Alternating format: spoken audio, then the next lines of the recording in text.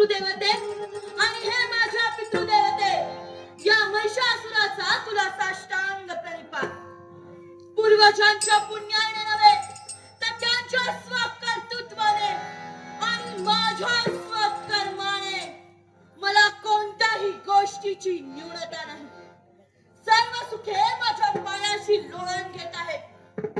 परंतु परंतु तरीही माझ्या मनाला शांतता नाही. कारण कारण माझ्या माता पित्याचा कप्प्याला केलेला घात आणि याचाच बदला मला घ्यायचा आहे.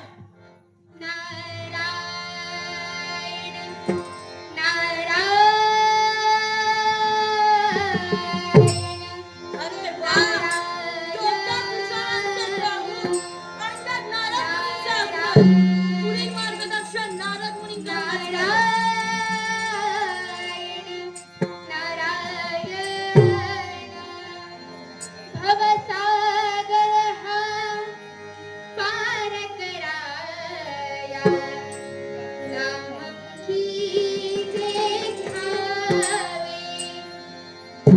भवसागर हा पार कराया, नाममुखी जे घ्यावे. हरिनाममुखी जे घ्यावे.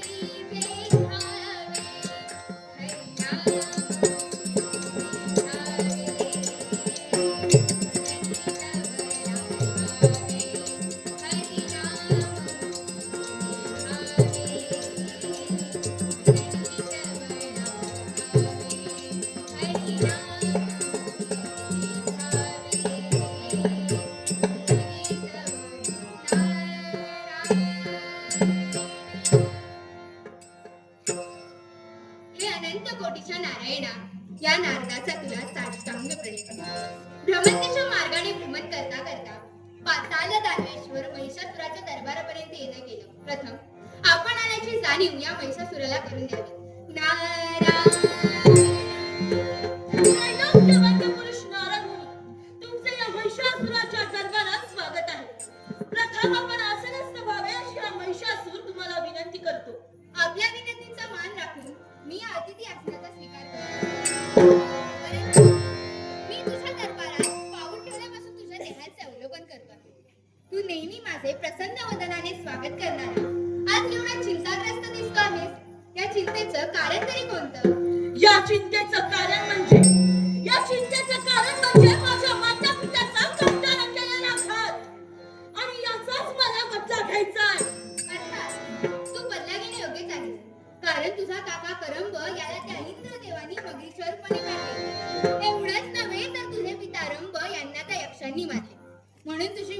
महिषीला पतिविरहाने अग्निप्रवेश करून मृत्यूला सामोरे जावे लागले.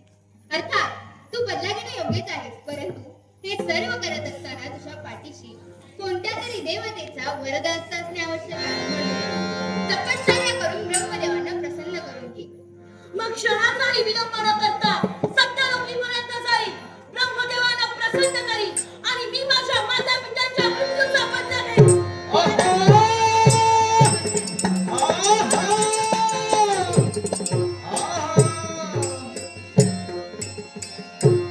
हे पतित पाहून नारायणा, या सर्व नटनाट्याचा शिल्पकार तू आहेस. या विश्वाचं विश्वकार्य सुरळीत चालवण्यासाठी सत्य असत्य, चांगलं वाईट, कर्म कुकर्म यांचा समतोल राखून तुझ्या या कार्यात माझी कर्मरूपी सेवा करून घेत आहेस, हेच माझं सद्भाग्य. म्हणून तुझ्या नामाचे नामस्मरण घेत घेत मी माझ्या पुढील मार्गाने मार्गस्थ व्हावे हेच योग्य.